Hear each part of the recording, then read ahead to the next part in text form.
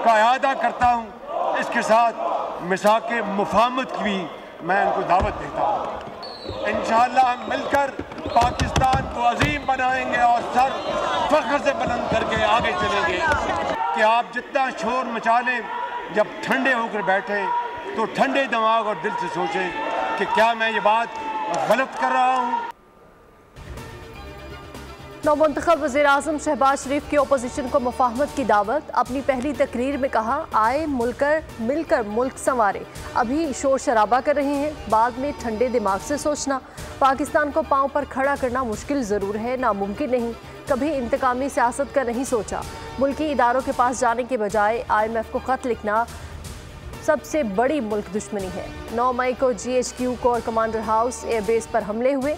मेरी हुकूमत का वादा है, मुजरिम हर सूरत सजा का सामना करेगा।